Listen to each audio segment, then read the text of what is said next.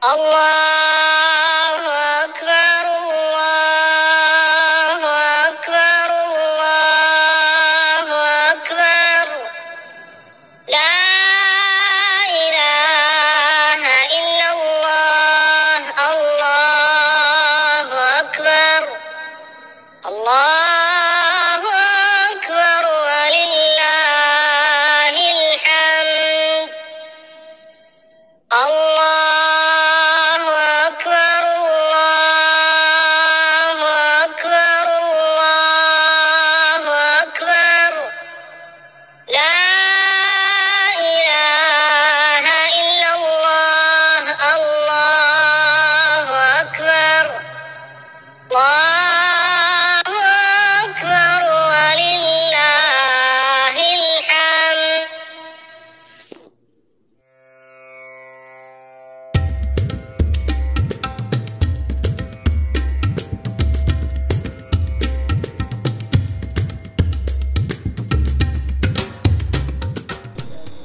Assalamualaikum warahmatullahi wabarakatuh.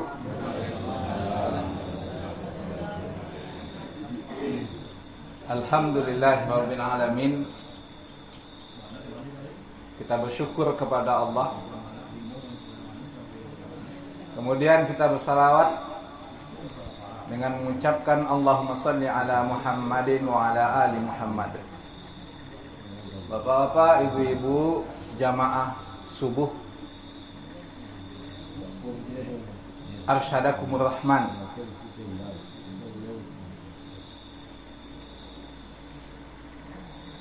Tidak beberapa hari lagi kita akan beridul fitri.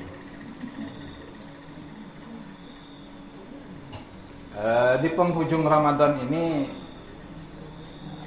dan ini mungkin kesempatan kita kultum Ramadan untuk terakhir kalinya. Mudah-mudahan nanti bisa kita lanjutkan ini setelah bulan Ramadan. Ya, sebagaimana yang kita sampaikan kemarin, tradisi yang sudah kita biasakan di bulan Ramadan hendaknya tetap kita lanjutkan setelah bulan Ramadan, utamanya tradisi ibadah. Karena ini yang terakhir, maka izinkan kami menyampaikan tentang permohonan maaf saat Idul Fitri. Perlukah? Karena lazim kita dengar pada saat Idul Fitri orang menyampaikan selamat hari raya, lalu diiringi dengan ucapan mohon maaf lahir batin. Selamat hari raya Idul Fitri, mohon maaf lahir dan batin. Ucapan itu ya, lazim kita dengarkan. Yang melalui, kalau zaman dulu kan pakai kartu lebaran. Sekarang dah terlindas zaman kartu lebaran tuh. Melalui pesan singkat, melalui broadcast, melalui jejaring sosial. Anak-anak kita yang muda-muda melalui Facebooknya, melalui akun Instagramnya, mengucapkan selamat Idul Fitri dibarengi dengan permohonan mohon maaf lahir dan batin. Nah, pertanyaannya, haruskah kita meminta maaf? Ya, bahkan maafnya yang zahir sebenarnya, ya, yang zahir dan batin. Yang zahir, yang tampak, maupun yang batin, yang tidak tampak. Nah, maka apa dalil begitu kan? Jika harus kita meminta maaf. Kita yang sudah berpuasa di bulan Ramadan, dalam hadis begitu ya, yang sudah melaksanakan qiyamul Ramadan di malam-malam hari, apa jaminannya? Apa garansinya dalam hadis? Diampuni dosanya yang telah berlalu. Yang diampuni itu dosa yang mana? Dosa kaitan dengan hak-hak Allah. Dosa kita kepada Allah, Allah ampuni. Tapi dosa kita sesama kita manusia, dosa kita hidup bertetangga, dosa kita hidup berkaum, berkampung, bermasyarakat, dosa kita antara orang tua dengan anak, antara anak dengan orang tua, antara istri dan suami, suami dan istri, antara mama dengan kemenakan, atau sebaliknya, itu dosa yang berkaitan dengan hak-hak hamba. Dan itu diampuni oleh Allah setelah adanya maaf dan kerelaan di antara kita. Sekali lagi, dosa antar sesama kita, dosa antara kita dengan hamba Allah yang lain diampuni oleh Allah setelah adanya kemaafan dan keridhaan antar kita sesama kita. Ridho saudara kita, tentu kita mohon keridhoannya. Maaf dari saudara kita, tentu kita mohonkan kemaafannya. Mana yang lebih baik, yang memaafkan dan yang dimaafkan? Mana yang lebih baik antara yang meminta maaf dengan orang yang memberi maaf? Kata orang yang meminta maaf, berat meminta maaf. Ya. Kata orang yang dimintai maaf, berat memberi maaf. Tuh, tandanya salah, minta maaf ya kan? Nah, muncul godaan setan, diwisiki oleh setan, kan? Tandanya salah, minta maaf. Muncul perasaan antara memaafkan dan memaafkan, berat, kedua-duanya berat. Maka jangan dibanding-bandingkan mana yang lebih berat, meminta maaf atau memberi maaf. Kedua-duanya berat. Dan surga itu memang ampunan Allah itu memang tidak mudah diraih. Tidak mudah dalam hal ini bagi yang merasa berat. Tapi bagi yang merasa ringan, enteng, ya mudah. Ya udah, maafkan. Daripada kita pula nanti tidak jadi masuk surga. Kenapa kita katakan tidak jadi masuk surga? Inilah diantara dalil ya, kenapa kita mesti minta maaf. Dalam sebuah hadis ya,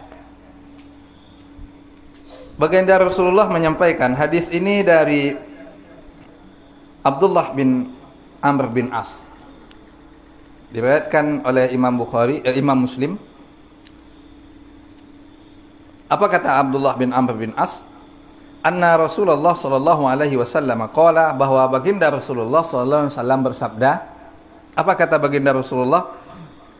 Yaghfirullahu lisyahidi kulla zambin. Allah ampuni bagi orang yang syahid semua dosanya. Illad dain, kecuali ad-dain. Apa kemarin dain itu? Dain hutang. Ya, tempo hari kita sampaikan perihal hutang, begitu pentingnya, begitu besarnya persoalan ini. Selevel mujahid yang berjihad menegakkan agama Allah,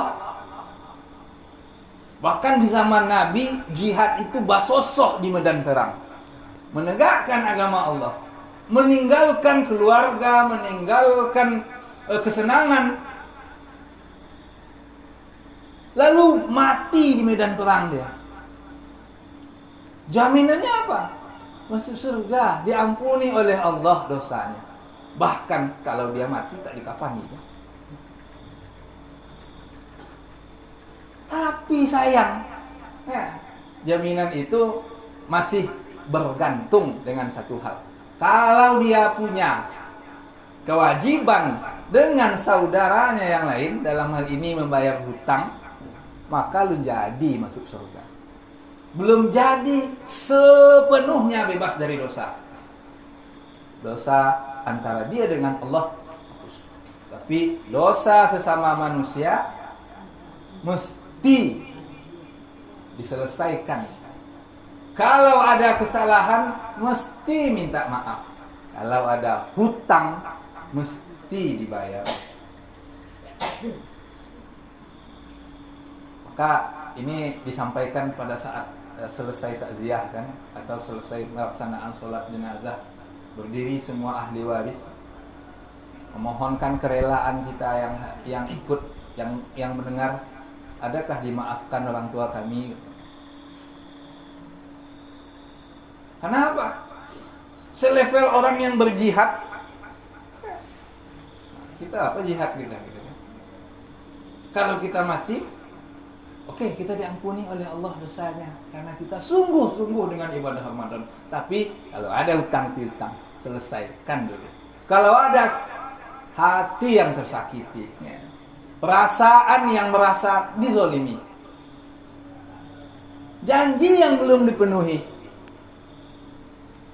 kewajiban yang belum terlaksana, maka tunaikan itu semua agar tidak menjadi penghalang bagi kita untuk kembali kepada fitrah, penghalang untuk Idul Fitri. Karena Idul Fitri adalah kembali dalam keadaan suci, suci dari dosa antara kita dengan Allah, dosa kita kepada Allah, dan termasuk juga dosa sesama kita. Jadi inilah arti penting kenapa kita mesti minta maaf sesudah Idul Fitri ini. Ada sebenarnya beberapa riwayat. Di antaranya selain riwayat tadi juga ada 2 riwayat lagi dari Abu Qatadah. Maksudnya saja kita sampaikan, lebih kurang mengatakan bahwa ada sahabat yang bertanya kepada Rasulullah Sallallahu Alaihi Wasallam ketika beliau menyampaikan keutamaan berjihad seperti riwayat yang tadi juga. Lalu sahabat bertanya begitu, kalau saya mati di medan perang bagaimana Rasulullah? Ya, engkau syahid, diampuni dosanya oleh Allah. Tapi ditegaskan oleh Rasulullah setelah itu, ya, syahid membela agama Allah diampuni dosa-dosanya kecuali dosa meninggalkan hutang. Nah, itu dalam Sahih Muslim juga. Kemudian ada riwayat lain dari Umar bin Khattab. Nah, maksudnya lebih kurang begini. Ketika perang Khaybar, ada sekelompok sahabat Nabi yang menghadap dan mengatakan, si anu syahid. Bahasanya fulan syahid, fulan syahid, fulan syahid, disebutkanlah.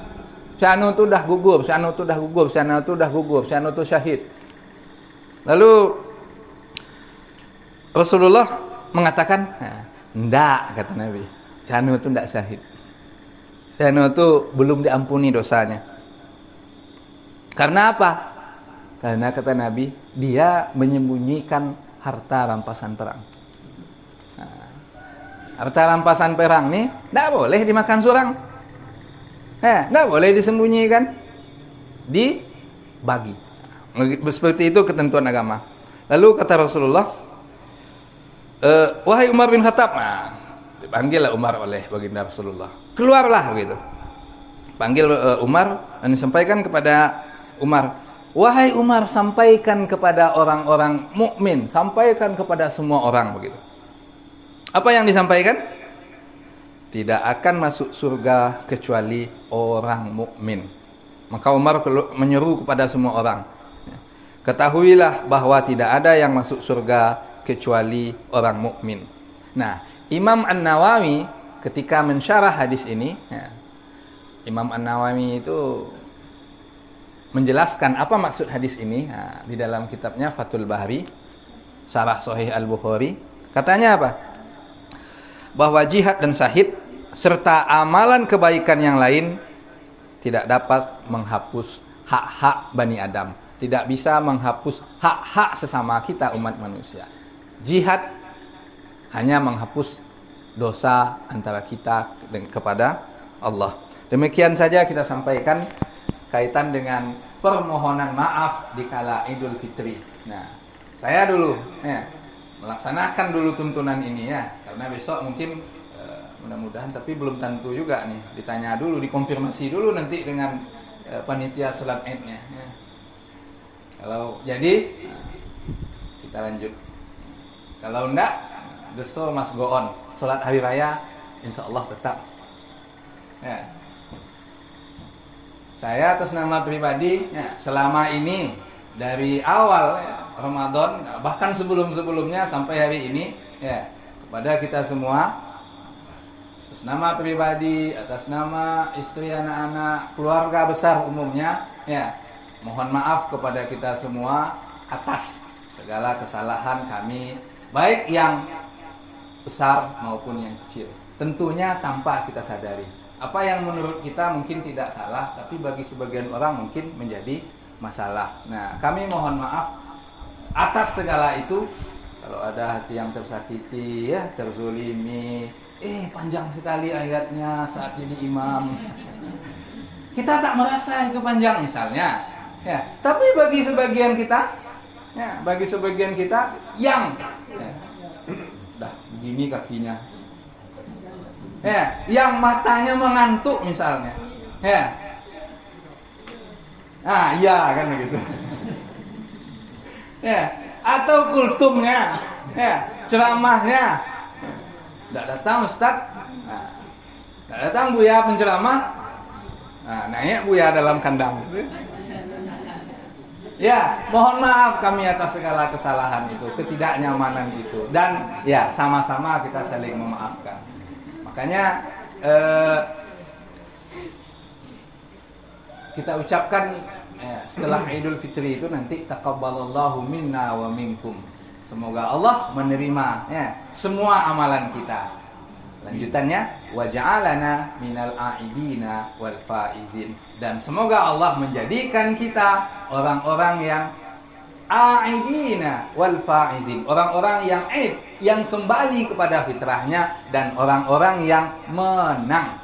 Menang kenapa? Bukan menang dalam artian setelah Ramadan kita lepaskan lagi hawa nafsu yang sudah kita latih. Tidak.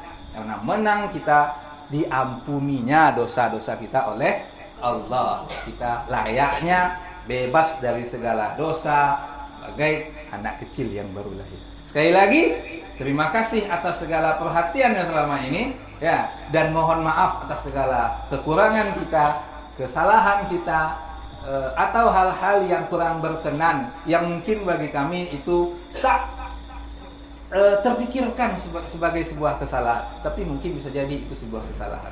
Taqabbalallahu minna wa minkum, hadanallahu wa iyyakum ajma'in. Billahi taufiq wal hidayah wal ridha wal inayah. Wassalamualaikum warahmatullahi wabarakatuh. Oh, jamaah pun dimaafkan. Jadi sesama kita saling memaafkan ya. Biar tidak ada dosa di antara kita. Nah, tidak ada dosa di antara kita. Sekali lagi, assalamualaikum warahmatullahi wabarakatuh.